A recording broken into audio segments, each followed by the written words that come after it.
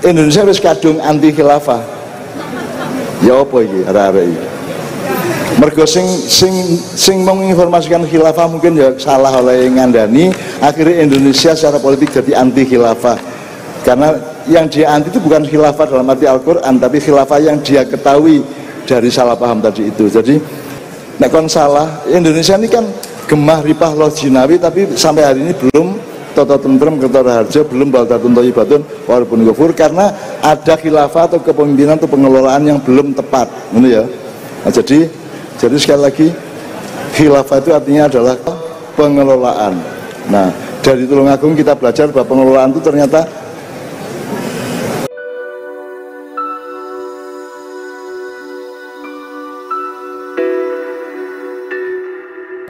banyak acara lain yang dimulai tidak dengan sholawat, gak masalah.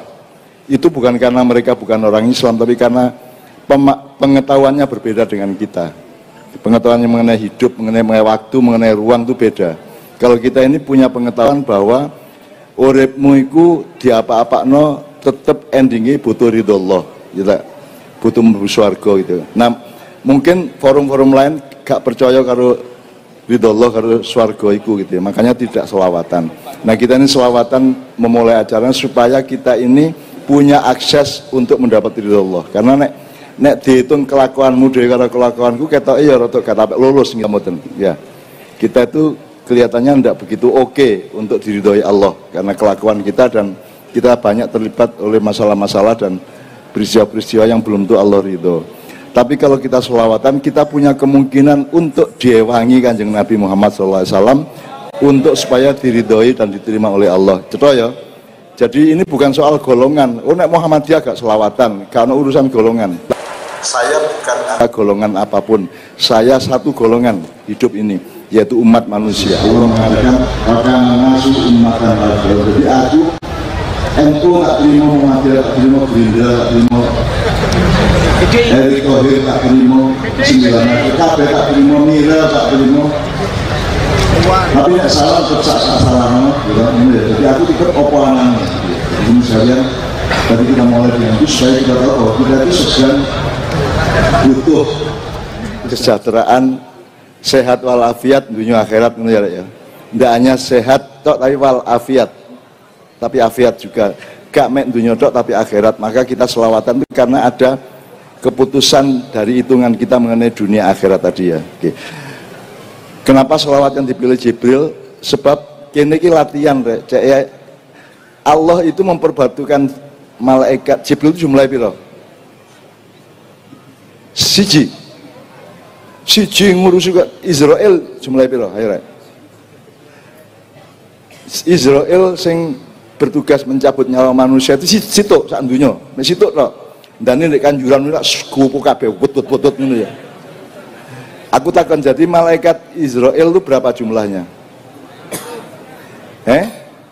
Tidak terbatas, sesuai dengan kehendak Allah SWT. Demikian juga Jibril gitu ya. Jibril itu jenenge apa? Jenenge jabatan. Nek Jawa zaman kuno jenenge Joborolo. Nek Mikael Mokoholo, nek Israfil Hosoropolo, nek Israel Hojorolo gitu ya. Nah, malaikat itu nek ibarat handphone ya, itu iOS-nya atau OS-nya itu sangat tinggi, jadi bisa accessible, jadi iso mlebu atimu, iso mempengaruhi pikiranmu.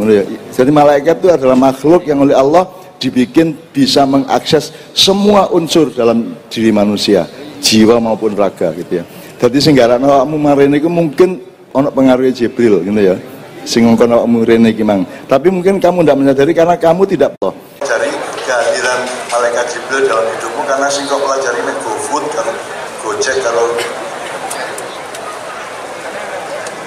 Grab, kalau pokoknya sing kasat motor, sing nyetok-nyetok, kamu tidak pernah mempelajari dengan sistem atau mesin rohaniahmu itu untuk mengetahui hadirnya dan peranan yang dilakukan oleh Allah itu para malaikat tadi. Jadi malaikat itu bukan makhluk, malaikat itu adalah fungsionalis.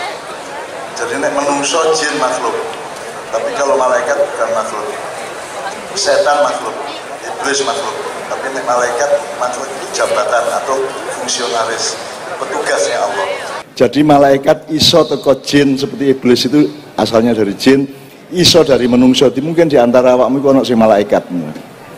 Ojo dumeh. Banyak di antara orang-orang di desa di Tulungagung ini ternyata bertugas sebagai malaikat. Ya, ojo kok remeh nomulane, ojo mek sinau barang sing ketok tok gitu ya.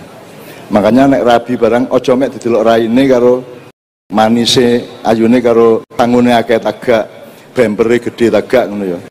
Tapi pelajaran sing jero sing makanya nanti ada nek Jawa iku ana wasis pengetahuan, Anda itu wasis ndukure meneh lantip, ndukure meneh waskita, nanti dipelajari bersama-sama ya.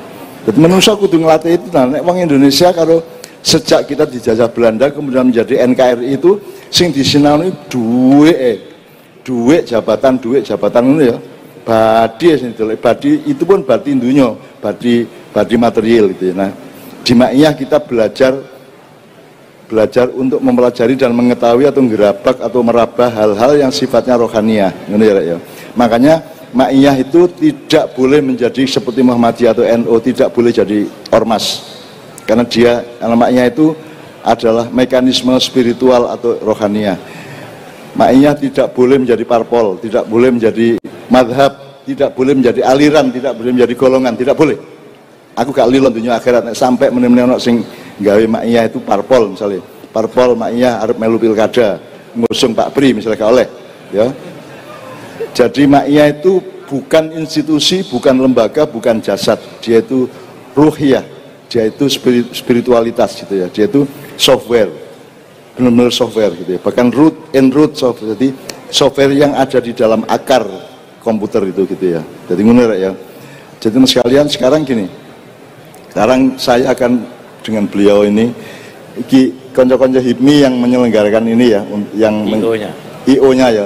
Saya itu ketika dikasih tahu Pak Pri bahwa sing arek-arek sing men-set up ini semua adalah HIPMI, aku terus duwe pikiran mbok Presiden Indonesia meneh-meneh HIPMI rek, sing teko HIPMI ngono rek.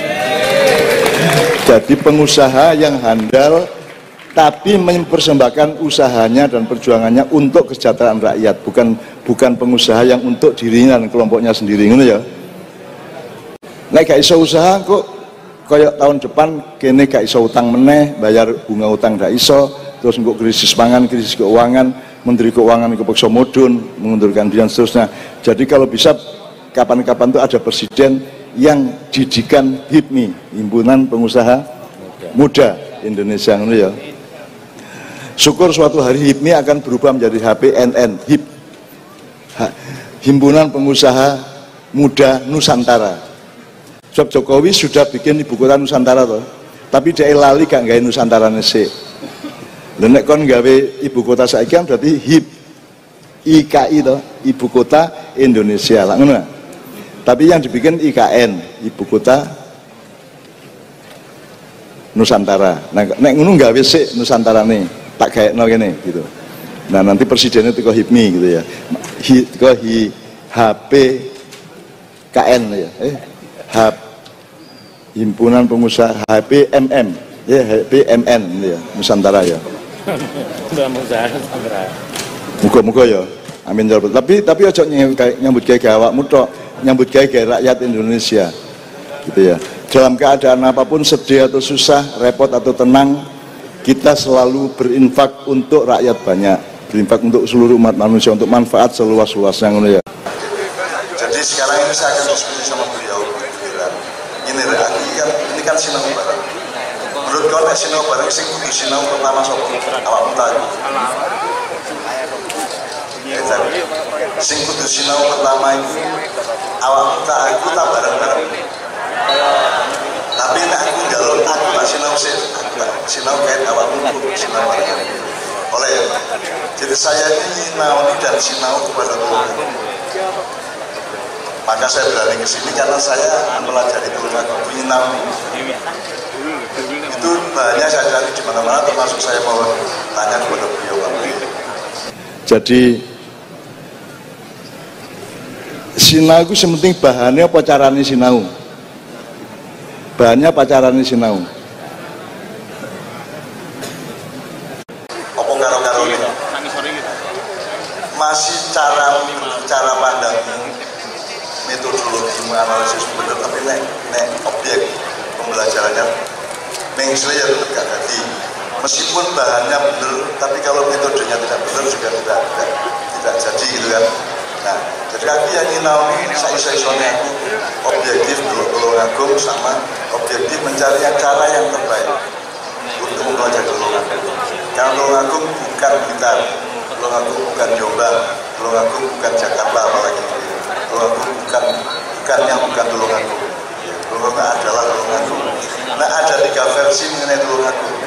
Versi berdasarkan penelitian sejarah, tapi seluruhnya itu sepakat bahwa dulunya Tulungagung itu pada abad 10-11 itu namanya daerah Ngerowo. Jelas ya? Iki biyen Kabupaten Ngerowo, tapi biyen Gunung Kabupaten. Ini daerah Ngerowo. Artinya ini rawa, berarti di sini banyak sumber air. Maka saya optimis bahwa orang Tulungagung itu punya naluri untuk selalu mencari sumber. Untuk mencari sumber artinya mencari first hand of everything. Jadi apa yang paling inti dan yang paling dasar atau yang paling akar dari segala sesuatu. Orang itu punya naluri dan kebiasaan untuk mencari sumber. Jadi itu ainun najib gitu ya, ainun ya, mencari ainunnya gitu ya. Nah, tapi dari semua itu semua juga sepakat bahwa Tulungagung itu dari kata tulung sama agung. Tulung itu berarti pitulungan gitu. Jadi Tulungagung adalah, kalau dicari suratnya itu Al-Fatih ayat 1 sampai ayat 5 itu ayatnya. Jadi ini aku dari bupati benar-benar ngarep kantor bupati tak kei koyok monumen ngono tak tulisi surat Al-Fatih 1 sampai 5. Ono sing hafal? Zak apal laga? Bismillahirrahmanirrahim. Inna fatahna laka fatham mubina. Terus liyaghfira lakallahu ma taqaddama min dzambika wa ma ta'akhkhar wa yutimma ni'matahu 'alaika wa yahdiyaka siratan mustaqima wa yansurukallahu nasran aziza. Tulungagung itu bahasa Arabnya nasron aziza, nasrun azizun, karena posisi kalimat di kalimat itu dia menjadi menjadi domaten menjadi fathaten ya. Menjadi nasron aziza. Jadi Tulungagung itu bahasa Qur'annya nasrun azizun atau nasron aziza ya. Nah, di antara semua yang saya pelajari dari Tulungagung itu apa sih? Apa aku mempelajari tata kotanya? Pasti juga. Apa aku mempelajari wonge, menungsone, penduduke, sosiologinya, antropologinya? Pasti juga. Apa saya mempelajari pemerintahannya? Pasti juga. Apa saya mempelajari pertaniannya, mempelajari semua sisi-sisi pembangunannya? Pasti juga. Tapi apa yang paling inti dari semua itu? Apa yang paling menjadi pokok atau pusat kumparan dari seluruh urusan pembangunan Tulungagung? Apa rek? Jadi gini, Rasulullah itu sifatnya apa rek? Angkat tangan ayo cari sinobar. Rasulullah punya 4 sifat menurut para ulama: siddiq, amanah, tabligh, fatona. Itu menurut ulama, menurut Gusti Allah. Menurut Gusti Allah, Kanjeng Nabi Muhammad itu sifatnya dia. Azizun alaihi ma'anitum Hadithun alaikum bil mu'minina raufur rahim. Jadi welas asih dan gak teguan itu ono pemboro.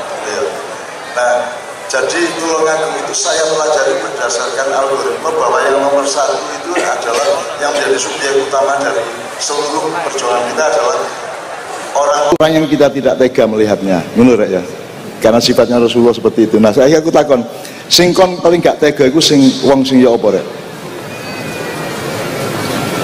Wong sing gak sekolah, gak duwe dhuwit, wong sing melarat, wong sing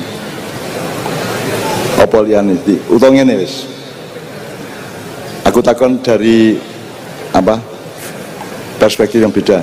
Wong nek kon sekolah cek pinter. Ya, kon ngaji cek apik, ngono to? Sabtu kon pencak cek kuat, ngono ya. Ada macam-macam ya. Aku takon, kepandaian, kekuatan, kecanggihan, kesehatan itu yang terpenting mana? Kesehatan. Jadi yang ternyata apa nih? Pohon yang paling pokok itu lagi kesehatan. Nek kon gak sehat masih bendera kaya apa kan gunane ya. Nek kon masih kon rajin sembahyang nek pas gak sehat yo gak kuat ngelawat yo ndonga gak kuat, sujud yo apa jenenge? Sujud yo kemut-kemut ya. Jadi ternyata yang nomor satu itu kesehatan. Itu kalau kita pakai teori dasar ilmu dan filosofinya ngono ya. Nah, Rasulullah ternyata salah satu sifatnya adalah azizun alaihi ma anittum. Rasulullah itu atine abot nek delok wong menderita. Nah, di antara wong menderita iki sing paling abot atine kan Nabi nang sapa? Nang sapa? Nang wong sing gak lulus gak oleh bojo apa nang wong loro?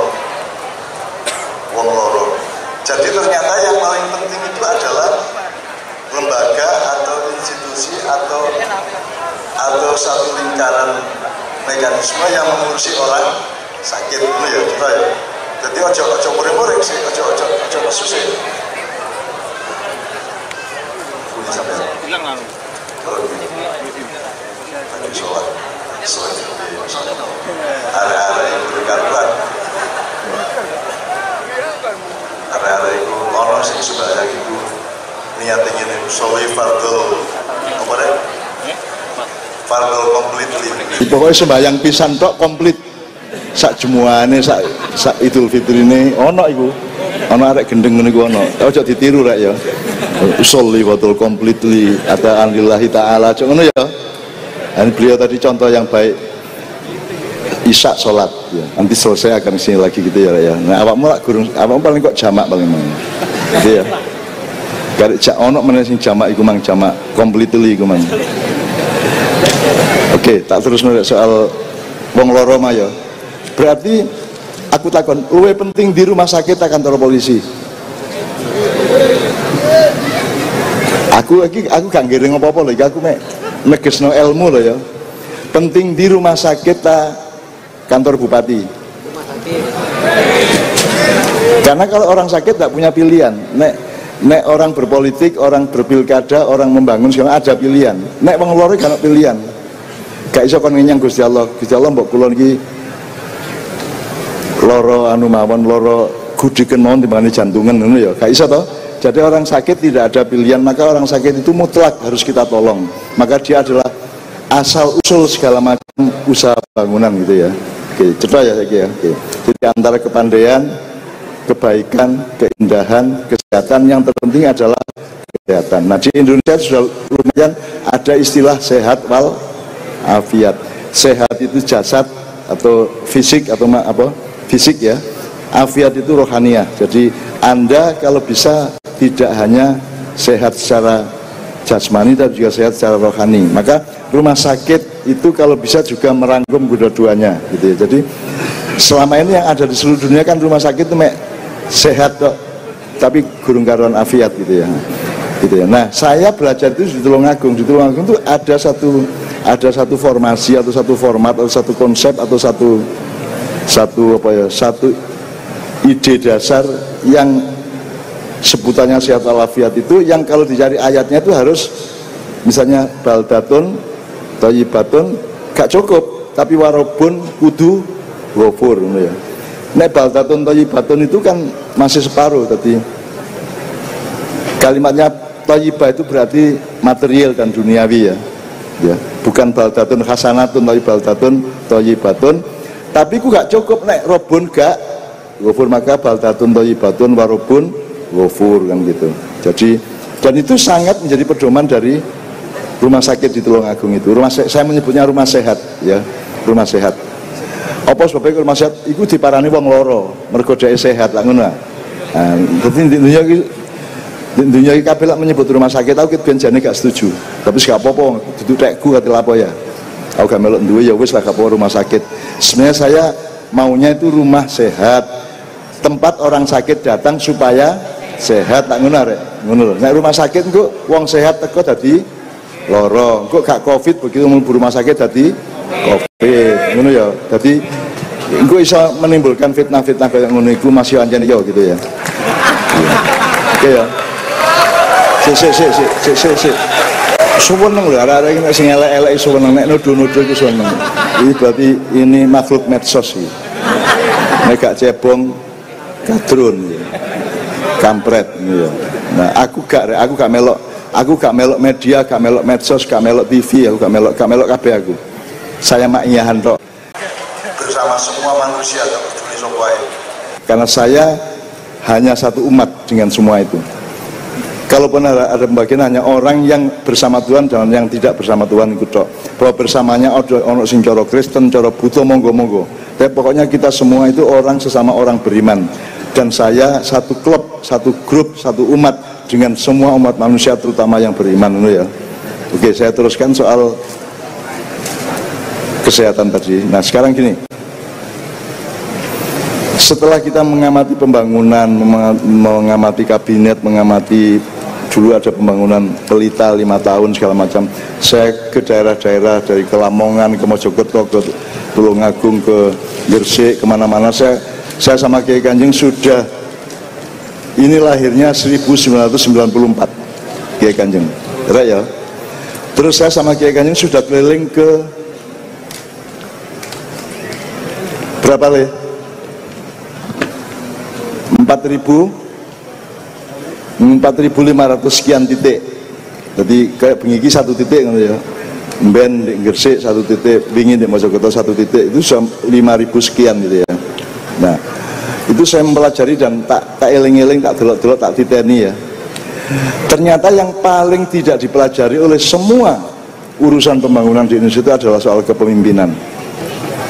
Kepemimpinan. Jadi misalnya ini wis, ono desa mawa cara, negara mawa. Saiki wis tata tak gurung negaramu. Mergo gak ro carane. Dadi negara gurung tata mergo gak ro carane, mergo gak gelem sinau nang wong desa sing mawa cara. Nah, maka malam ini saya ingin kita belajar, ayo sinau. Nah, nek kepemimpinan itu dalam Islam kan ngene. Saiki ono ta Presiden Indonesia belajar kepada Quran, ono tentang kepemimpinan. Apakah MUI atau Majelis Ulama murui pemerintah hal kepemimpinan? Tahu ono?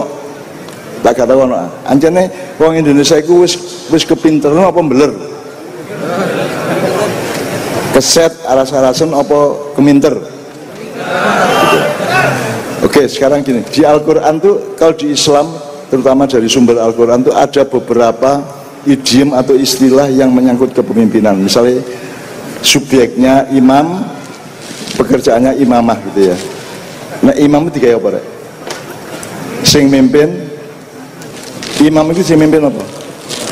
Sembayang, isya, subuh, Jumu'an barangku ya. Terus ono meneh ro'un atau ro'in, itu kepemimpinan dalam arti kedaulatan, kebersamaan orang. Maka ro'iyah itu menjadi kata rakyat di Indonesia. Jadi kalau itu demokrasi maka pemilik negara dan kedaulatan di negeri ini karena kita pakai demokrasi adalah rakyat, maka kita pilih kata rakyat. Rakyat itu artinya ro'iyah, kepemimpinan seluruh penduduk Indonesia kepada atau atas tanah air dan negaranya, dan mereka yang punya hak memilih presidennya, bupatinya dan seterusnya ya. Itu namanya ro'iyah. Terus ono meneh nek subjeknya ro'is, pekerjaannya tuh masdarnya atau apa ya, sifatnya riasah. Ada lagi amir, imaroh gitu ya. Ono meneh khalifah, khilafah. Nah, kalau amir itu biasanya dipakai untuk pemerintahan politik. Imam itu untuk sholat, ritus peribadatan ya. Rois kadang-kadang ya, kadang di pan, kadang di ending itu ya, nek rois ya, riasah ya. Nah, khilafah itu adalah kepemimpinan yang menyeluruh. Jadi awakmu memimpin negara, awakmu memimpin bojomu, anakmu, awakmu memimpin kampungmu, awakmu memimpin awakmu dhewe, awakmu memimpin tanduran kudu kok pimpin ya. Awakmu memimpin banyu namanya irigasi. Banyu nek gak kok pimpin ku mblabaran dindi dadi banjir karuan. Mulane pimpinan alas wit-witan sak piturute ya. Ekosistem, ekosofi dan semuanya itu kamu pimpin dengan khilafah tadi supaya damai, kamu sama alam tidak bertabrakan dan tidak ada banjir, tidak ada bencana-bencana yang nanti yang kamu tuduh alamnya gitu ya. Nah, anak banjir itu sing salah banyune ta rek? Sing salah banyune ta sapa? Nek ana omah kobong sing salah begenine ta? Apa menungsone sembrono. Ya, jadi sing salah itu gini ya. Jadi kita ini ngomong bencana alam loh. Alam tahu nggak bencana ta? Alam gak tahu nggak bencana. Menungsone gak yang bener iku mang gak waspada, tidak tertib dengan ekosistemnya, dengan ekosofinya gitu ya, dan seterusnya. Padahal Allah itu menciptakan alam itu tidak hanya dengan sistem lingkungan hidupnya, tapi juga dengan kebijaksanaannya. Jadi entut iku mambu. Carane wong cek rene ana entut iku ambune disebar ya. Itu kebijaksanaan entut supaya orang tahu bahwa ada sing ngentut ngono ya. Cira ya. Gunung meledos itu kan ono macan mudun, ono manuk miber sak piturute, untuk itu semacam kebijaksanaan dan kearifan alam untuk memberitahu manusia bahwa akan ada letusan gunung ini. Dan saiki nek pelem sing gak iso dipangan tuh petunjuk dari pelemnya sendiri apa rek? Pelem sing wis gak iso dipangan. Itu ditunjukkan oleh pelemnya sendiri, berupa apa? Bosok ya ta.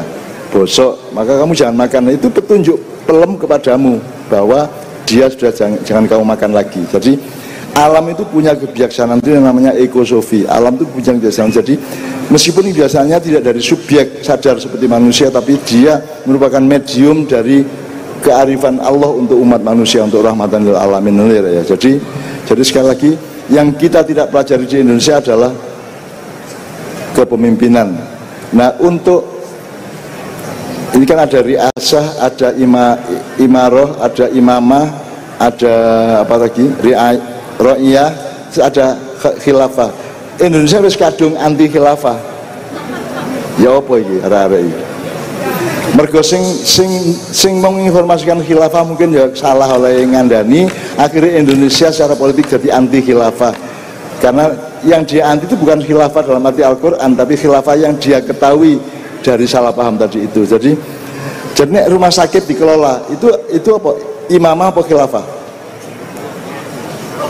Rumah sakit dikelola, nek ana wong loro, sing lorone iki 5 menit harus ditangani, nek ana loro iki sekian jam harus sudah sampai rumah sakit. Jadi pokoknya ada pengelolaan dari rumah sakit, pengelolaan macam-macam itu jenenge apa rek? Khilafah itu artinya adalah pengelolaan, manajemen gitu ya, manajerial gitu ya. Nah, saya belajar dari Tulungagung bahwa ternyata pokok manajemen kehidupan itu adalah kesehatan. Nah, nanti Pak Bri mohon menjelaskan itu ya. Nah, konco-konco sekalian anak-anakku kabeh, jadi dari tadi kita belajar mengenai kepemimpinan, termasuk awakmu nang awakmu dhewe, awakmu nang keluargamu, awakmu nang maiyah. Jadi maiyah iki biyen kan sampai jam 3 esuk ya. Mergo Covid terus akhirnya tak dukno dari jam 12 wis mari ngono ya. Itu kan soal khilafah, soal kepemimpinan. Jadi awakmu kudu iso angon. Jadi awakmu kudu iso mengkhilafahi, mengkhalifahi wedhus, mengkhalifahi wititan, banyu sak itu namanya khilafah. Khilafah itu bukan institusi politik yang anti demokrasi. Khilafah itu adalah filosofi tentang kepemimpinan kehidupan, baik kepada sesama manusia maupun kepada atau terhadap selain manusia, terutama alam, karena supaya menjadi rahmatan lil alamin. Awakmu kan wis assalamualaikum ku ngerti urut-urutane. Assalamualaikum janji untuk menyelamatkan gitu. Warahmatullahi kan aslinya ini rek. Kalimatnya assalamu warahmatullahi wabarakatuhu alaikum. Ngono aslinya ya. Terus untuk retorika dan sastra berima dijadikan assalamualaikum warahmatullahi wabarakatuh ngono rek. Itu soal sastra ya. Jadi urut-urutan ini kan satu, saya janji menyelamatkan kamu supaya rahmat Allah menjadi barokah. Ngono ya rek ya. Cocok ya. Itu kan berlaku untuk bupati, berlaku untuk presiden, berlaku untuk siapa saja. Rahmat Allah kan nggak ada batasnya. Terus pokoknya udan dikai udan kabeh gak peduli.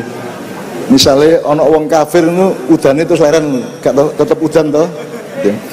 Apa nek awakmu nyolong duit terus kok gak tuku soto-sotone dadi gak enak, tetep enak toh. Gitu ya. Jadi rahmat Allah itu tidak terbatas dan sangat berlaku untuk semua makhluknya, tanpa ada batasnya, tanpa ada syarat-syaratnya. Nah, tetapi rahmat itu bisa menjadi adab, betul enggak? Nek kon salah, Indonesia ini kan gemah ripah loh jinawi, tapi sampai hari ini belum toto tentrem kerto raharja, belum baldatun thayyibatun warabun ghafur, karena ada khilafah atau kepemimpinan atau pengelolaan yang belum tepat, gitu ya. Nah, jadi sekali lagi khilafah itu artinya adalah pengelolaan. Nah, dari Tulungagung kita belajar bahwa pengelolaan itu ternyata mindset utamanya adalah kesehatan manusia, kan gitu. Nah, makanya Pak Pri mohon menjelaskan itu, karena beliau menjelaskan secara teknis dengan bagan-bagan yang bagus. Oke. Terakhir gini, sebelum saya mohon kepada Pak Sujati, awakmu saiki belajar kepemimpinan malam ini ya. Tadi kan ada jargon rumah sakit sehat Tulungagung, rumah sakit hebat Tulungagung sehat. Ya itu bahasa sehari-hari lah. Cewong gampang. Tapi kan kalau Anda mendalami lagi ke lapisan-lapisannya agak lebih mendalam, kan Anda bisa menemukan bahwa janjane karepe baldatun thayyibatun warabun ghafur ya.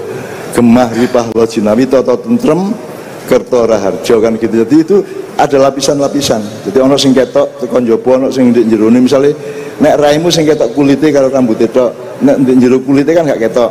Tapi ojo gak ngakoni bahwa ndek jerone kulitmu ku ono daging, ono getih, ono macam-macam.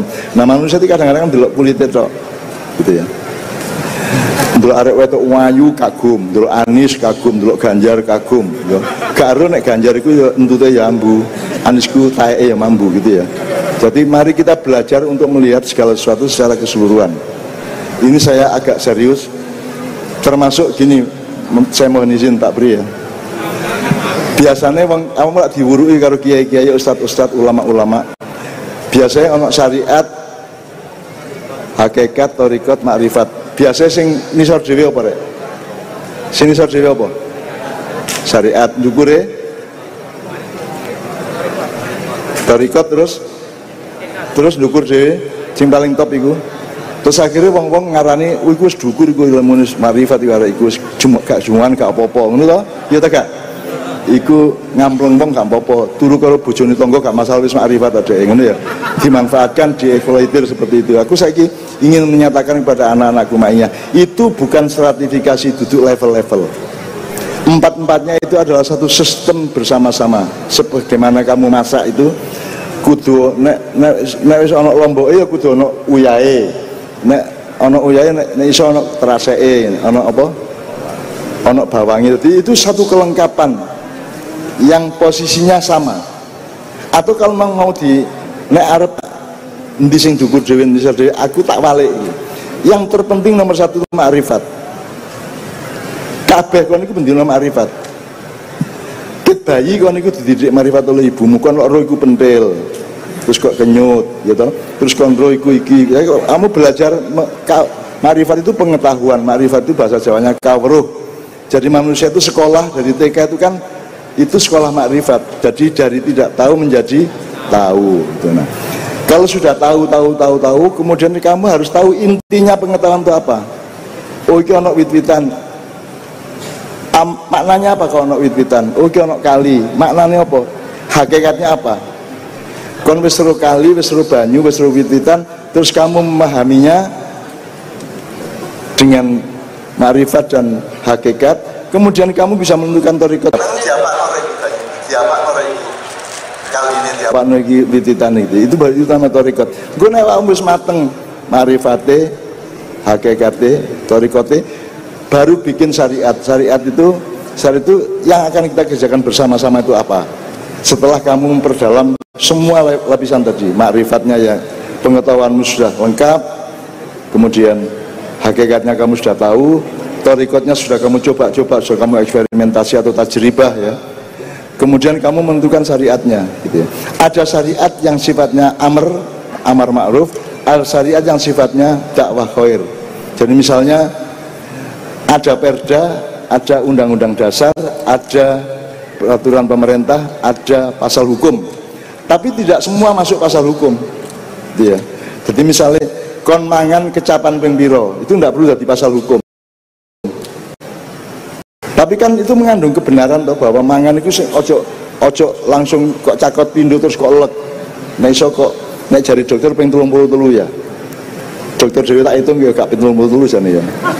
Ndak ngene tuku sak puluhan itu 73. Itu jadi ada wilayah-wilayah dalam kehidupan yang tidak perlu diperdakan, tidak perlu dihukum positifkan, tidak perlu dijadikan pasal-pasal. Itu cukup diserahkan kepada masing-masing. Misalnya ini, kan nek nesing cewek agak. Apakah ada peraturan negara kudu cewek? Tidak perlu ada peraturan negara. Wonge dhewe kudu bahwa nesing itu kudu cewek, ngono ya. Itu namanya dakwah khair.